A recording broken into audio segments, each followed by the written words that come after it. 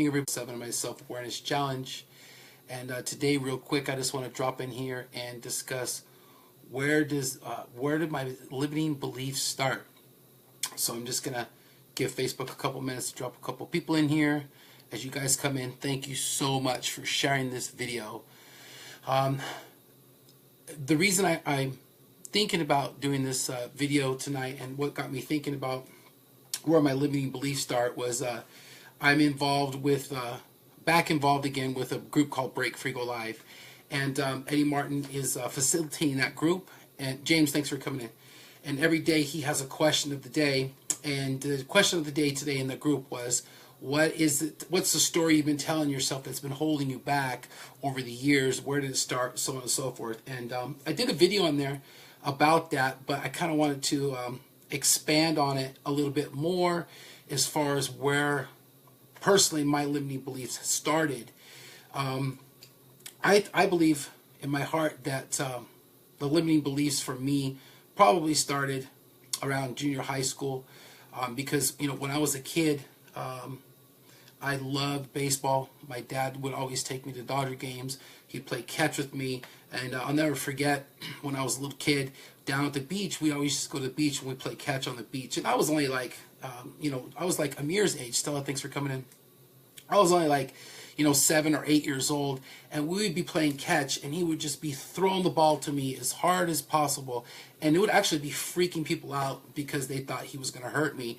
And so my dream as a kid was to be a Los Angeles Dodger. I mean, I really, really wanted to be a Dodger. I was obsessed with baseball, and thanks for sharing the video. I was totally obsessed with baseball. I lived and breathed baseball. That's all that I did. I collected cards. I watched the games.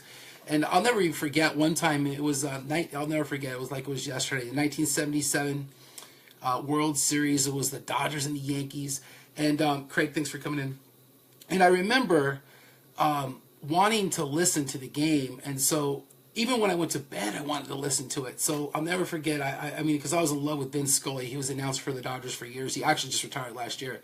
I would literally tape record on an old school tape recorder the game. Then I would take the tape recorder to bed and I would listen to it.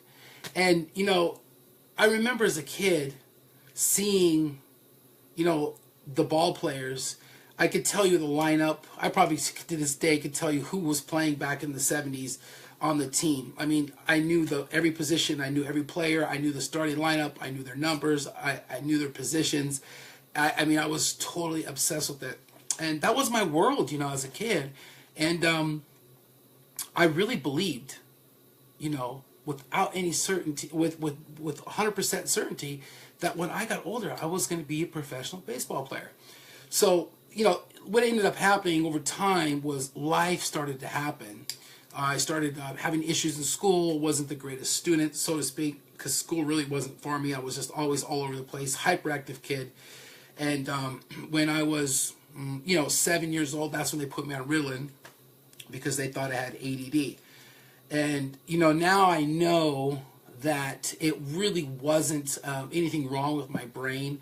That was the way I was designed to be. I was, when you're young and you're a kid, you are supposed to be obsessed. You're supposed to be relentless about what it is that you want. And it trips me out when I look at my kids, especially, I have a 3, a 5, and a 7-year-old. And when I look at my kids, when they want something, they are so demanding, they're so persistent, and they just don't give up until they get what they want. And, as a parent, now I have to be very, very conscious not to to pull on the reins too hard, because they need to know that they can achieve anything. And so, basically what ended up happening to me is I went through middle school, and when I got to high school, I got into the 9th grade. And by this time, I played Little League, I played Pony. Eddie, thanks for coming in. I played Pony, I played Little League, I played all these sports. And so when I was in the 9th grade, I was the starting center fielder on the varsity baseball team. So anybody that knows anything about sports knows that a freshman in high school being the starting center fielder, probably one of the most difficult positions in baseball. To be the starting center fielder as a freshman on the varsity baseball team is a huge accomplishment. And the only thing that I didn't have going for me was my grades. My grades absolutely sucked. So I went to school just to play baseball, and I didn't care about my schoolwork. So my schoolwork just totally suffered. And to make a long story longer, you have to have a certain grade point average to stay on the team. Steve, thanks for coming in. I know you're a baseball fan. I know you're a Dodger fan, Steve. You're going to catch the rest of the story later. I'm talking about when I was a freshman in high school. I was a starting center fielder on the varsity baseball team because I was obsessed with baseball. And I'm talking about where my limiting beliefs actually started in my life. So anyways, hey, Benny, thanks for coming in. So, what ended up happening was my grade point average was not high enough. And I ended up getting kicked off the baseball team. And, I had the physical attributes to do it. I just didn't have my academics in line because of all the other stuff that was going on in my life at the time. And I'll never forget to this day, I don't think I've ever seen my father cry the way he cried the day that he showed up to one of my games.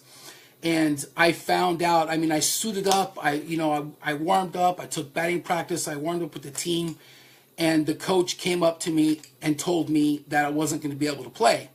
And my dad showed up to the game, and he was sitting on the bench. I was sitting on the bench, and he was like wondering what's going on. And I'll never forget after the game when I had to go and tell him that I had got kicked off the team because of my grades. And see, the thing is my dad had the same dream. He had the same dream to play ball. And it came up and circumstances came up in his life where he wasn't able to achieve that dream. But he basically groomed me as a little kid, to do that. But I had it all physically. And I know for a fact, if I would have had my academics down, I definitely would have made it to the show. And so, it was at that point in my life is when I realized that I had that one dream, and it was just taken away in an instant, just like that. And so it basically turned my world upside down. And from then on is kind of where I just was lost. That's when I started smoking weed. That's when I got sent to a continuation school. And that's something I never could understand, is when you're not doing good in school, they send you to a different school where there's other kids that aren't doing good. So it doesn't really make that much sense. But I ended up just really basically dropping out of school. I didn't even finish the 9th grade. And just kind of wandered around, over the years. And didn't really have any goals. I didn't have any dreams. I lost belief in actually being able to achieve dreams at that point. That was the turning point in my life where I started believing that, instead of believing that I could achieve anything, when my life was turned upside down because of that incident, that's when I started believing that I started having these limiting beliefs that things weren't possible. And, for me, what it is just things not working out the way that I wanted them to, or I dreamed them to, or I imagined them to. That's where all the limiting beliefs started. And so, it wasn't until recently where I really started to dig in, looking back at my life, all the things that have happened in my life, it was, not achieving what I've always been able to achieve, living up to my potential. It's because of limiting beliefs. And that was a turning point in my life when I was in the 9th grade. And I was 15 years old at the time. And when that happened, that's when everything switched for me. And so, I think it's important for me to look back and see where these turning points are in my life. And so, fast forward to now, being on my 3rd marriage, having a family, and, being able to look at myself, take responsibility for my decisions. It's tough, man. I have to do that on the daily. And it's not easy. Freddie, thanks for coming in. It's not an easy thing to do, to swallow your ego and admit that you're wrong. And I say things and I do things on a daily basis that I'm not proud of. But I'm learning, man, exactly, lessons learned. That's what it's all about. So anyways, now I'm working and developing the mindset of not having any limiting beliefs, because I know that my mind is the most powerful thing in my world. And once I get control of that, all that other stuff, you know, just getting rid of all that negativity and just moving forward. Sammy, go Dodgers. You just come in here.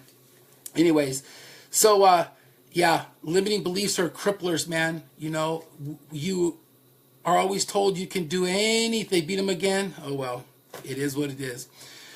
You can do anything that you set your mind to, and once you believe that, then that's when things start to change. So I just wanted to tell you guys a really, yes, we become empowered when we take 100%. Yeah, and that is absolutely true, Benny. Absolutely.